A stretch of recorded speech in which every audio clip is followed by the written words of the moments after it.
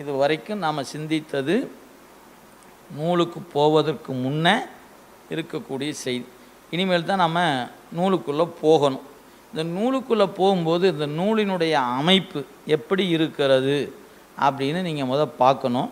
இதை பார்ப்பதற்கு முன்பாக நீங்கள் ஒரு குறிப்பை மனதில் வச்சுக்கிட்டு உள்ளுக்குள்ளே போகணும்.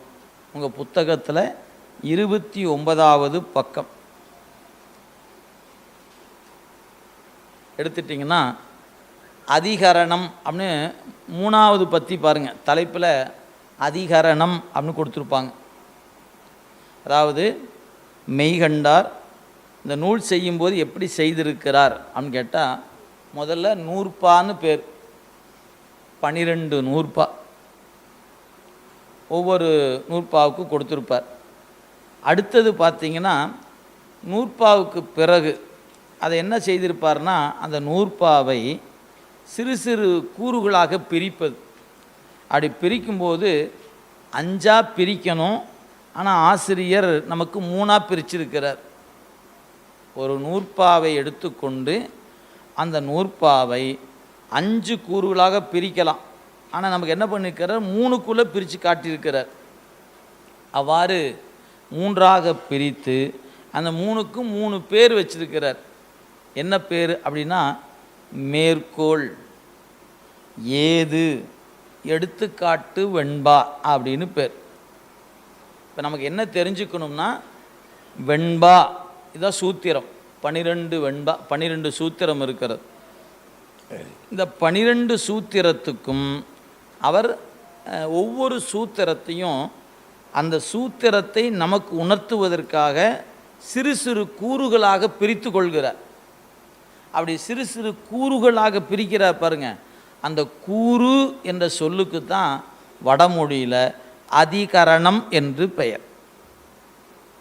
கூறு, நீங்கள் வேணால் அதிகரணம்ங்கிற இடத்துல பிராக்கெட்டில் கூறுன்னு எழுதி வச்சுக்கலாம் தமிழில், கூறு அப்படின்னு. இப்போ அந்த கூறு என்பது அதிகரணம் அப்படின்னு பேர் வச்சுக்கிட்டோம். அந்த இதில் என்னெல்லாம் சொல்ல போகிறாரு அப்படின்னா, இங்கே படிக்கிறது தான் 12 நூற்பாவுக்கு வச்சுக்கணும். இந்த ஒரே ஒரு இடத்துல தான் விளக்கம் கொடுத்துருக்குறாங்க. பின்னாடி இது பற்றி செய்தி மீண்டும் வராது. எனவே மெய்கண்டார் நூலை படிக்கணும்னா இந்த பற்றி ரொம்ப ஆழமாக உங்கள் மனதுக்குள்ளே பட்டால் ஒழிய பின்வருவன எவையும் புலப்படாது, மறந்துடாதீங்க. அப்போ அதிகரணம்னா என்னன்னு தெரிஞ்சுக்கணும் முதல்ல. இப்போ உதாரணத்துக்கு ஆசிரியர் கொடுத்துக்க பாருங்கள். முதல் நூற்பா 3 அதிகரணங்களை உடையது. சும்மா செய்திக்காக கொடுத்துட்டார். இப்போ இந்த அதிகரணம்னா என்னன்னு விளக்கம் சொல்கிறார். அதை பாருங்கள். 1, தன்னால் கூறப்படும் பொருளும். நான் என்ன சொல்ல வரேன் முதல்ல, அதான் முதல் கூறு. 2வது, அதன்கண் ஐயப்பாடு. நான் இப்படி சொன்னால் உங்களுக்கு இப்படி ஒரு கேள்வி வருமே, வரும். யார் நினைக்கிறா? சொல்கிறவரே நினைக்கிறாரு. நான் சொன்னவர் நீங்கள் நினைக்கிறது இல்லை. நாம் இதை சொன்னோம்னா அவங்க என்ன கேட்பாங்க, இப்படி இல்லை கேட்பாங்க, அப்படி கேட்டால் என்ன பதில் சொல்கிறது அவங்களுக்கு, அதுக்கு இப்படி சொல்லணும். நினச்சி பாருங்கள். முதல் தன்னால் கூறப்படும் பொருள். 2வது அதன்கண் ஐயப்பாடு. ஐயம் மட்டும் இல்லை, அதற்கு அவங்க சொல்லுகிற கருத்து. அப்படிலாம் இல்லைங்க, இப்படி, அப்படி இல்லை, இப்படி, அப்படின்னு வேறு வேறு கருத்து முன் வைப்பாங்க. அதுக்கு பிறர் கூறும் பக்கம், பிறர் கூறும் பக்கம். 4வது அதனை மறுத்துரைக்கும் சித்தாந்த துணிவு. இல்லைப்பா, நீ சொல்வது இதன் காரணத்தால் தவறு என்று துணிந்து சொல்லணும். ஒருவேளை இருக்கலாமோ, இருந்தாலும் இருக்கலாம், அப்படி இல்லை, இல்லை, தப்பு, பொருந்தாது, விடு, அடுத்ததுக்கு வா அப்படின்னு துணிந்து சொல்லணும். அதுதான் 4வது கூறு. எனவே அதனை மறுத்துரைக்கும் சித்தாந்த துணிவு. 5வது இயவு. அந்த இயவு என்பது என்ன? இவற்றது நிலைக்களம் இண்டு அதிகரணம் எனப்படும். அப்போ மொத்தம் 5 பகுதி. தன்னால் கூறப்படும் பொருள், 2 அதன்கண் ஐயம், மூன்றாவது அதன்கண் பிறர் கூறும் பக்கம். நாலாவது அதனை மறுத்துரைக்கின்ற சித்தாந்த துணிவு. அஞ்சாவது நான் சொன்ன கருத்துக்கு இயவு காட்டுவது. அது இவனை பொருந்தி காட்டணும், அதுக்கு பேர் தான் எடுத்துக்காட்டுன்னு பேர். இந்த அஞ்சையும் இப்போ மெய்கண்டார் என்ன பண்ண போகிறார்? மூணாக்க போகிறார். அஞ்சை மூணாக்க போகிறார். எப்படி? கீழே பாருங்கள். 1 மேற்கோள் அப்படின்னு அர்த்தம். மேற்கோள் என்றால் தன்னால் கூறப்படும் பொருள்னு அர்த்தம். ஏன்னா இனிமேல் வர இடமெல்லாம் மேற்கோள் தான் வரும். நீங்கள் மேற்கோள்னு அடுத்தடுத்து சூத்திரத்துக்கு வரும்போது ஒவ்வொரு தடவையும் இதை படித்து பார்த்து மனசில் வைக்கணும். இப்போவே மனசில் வச்சுட்டிங்கன்னா எளிமையாக புரிஞ்சுக்கும். அப்போ மேற்கோள் என்றால் தன்னால் கூறப்படும் பொருள். ரெண்டாவது பாருங்கள், 2, 3 மேற்கோளில் அடங்கும். அப்படின்னு என்ன அர்த்தம்?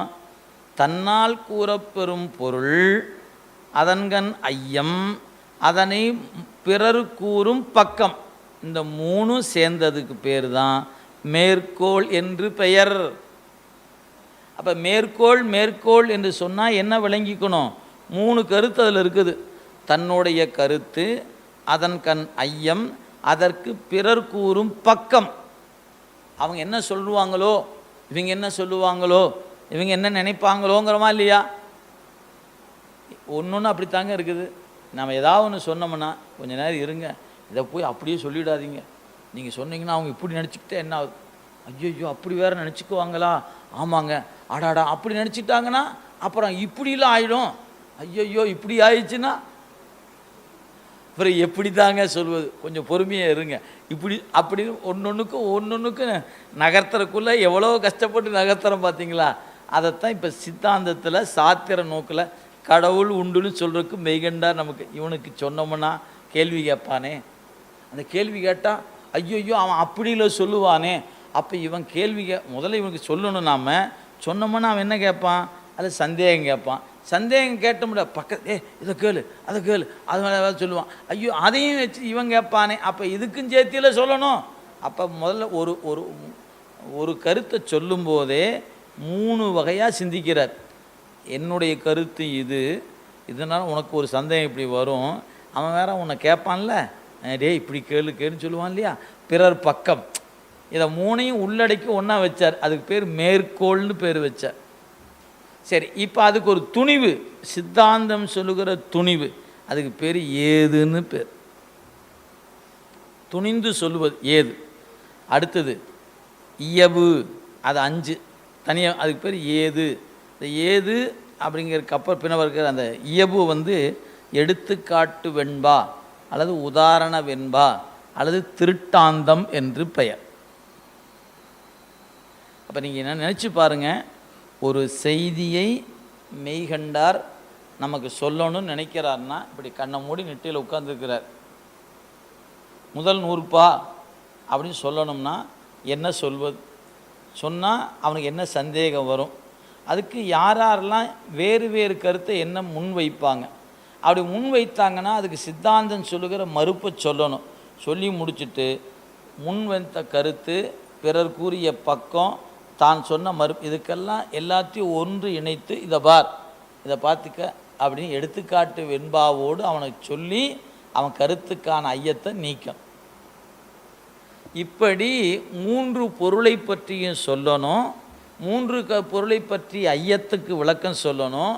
அந்த ஐயத்தை நீக்கியது மட்டுமல்ல, பிறர் கூறுகிற பக்கத்துக்கு விளக்கம் சொல்லணும். அதுக்கு சித்தாந்த துணிவை சொல்லணும். இவற்றையெல்லாம் பொருத்தமாக எடுத்துக்காட்டு வெண்பால் பொருத்தி காட்டணும். யாருக்கு? நமக்காக அவர் பட்ட பாடு. நினச்சி பாருங்களேன். நாம் நம்மளை மட்டும்தான் சிந்திப்போம். அடுத்தால என்ன நினச்சா எனக்கு என்ன கவலை? ஏங்க அப்படி அவர் நினச்சா நான் என்னங்க மட்டும் சொல்லாமல் இருக்க முடியுமா என்ன? அப்படி இல்லை. நான் சொன்னால் அவர் வேறு இப்படி கேட்பாருங்களேன், அவர் கேட்டார்னா இப்படி வேறு அவர் சொல்லுவாருங்களேன். சரி, அப்போ என்ன பண்ணலாம்? இந்த சந்தேகம் வராமல், அவர் கோவப்படாமல், அதுக்கு எப்படி சொன்னால் பொருத்தமாக இப்படி சொல்லுவோமே அப்படி சொல்லி இது எப்படிங்கன்னு கேட்பாரே, இதா பாருங்க இப்படி இருக்கு பாருங்கன்னு காட்டிகிட்டே தீர்ந்து போச்சு. இத்தனையும் சேர்ந்து தாங்க ஒரு நூற்பா. இப்போ மணலை வச்சுக்கணும். 5 கருத்து 5 3 ஆக்கி இருக்கிறார். 5 என்னங்கிறது நிச்சயமாக நீங்கள் திரும்ப திரும்ப படித்து வச்சிங்கன்னா மனசில் தங்கும். இல்லைன்னா இப்போ சொல்லும்போது புரிஞ்ச மாதிரி இருக்குங்க, நாளைக்கு புரியாது. 5 3ஆ நிற்கும்போது மேற்கோள் ஏது உதாரண வெண்பா அல்லது எடுத்துக்காட்டு வெண்பா. அப்போ முதல் சொல்லப்படும் மேற்கோள் என்பது தன்னால் கூறப்படும் கருத்து, அதற்கு ஐயம், அதுக்கு பிறர் கூறும் பக்கம், 3 சேர்ந்தது தான் மேற்கோள்.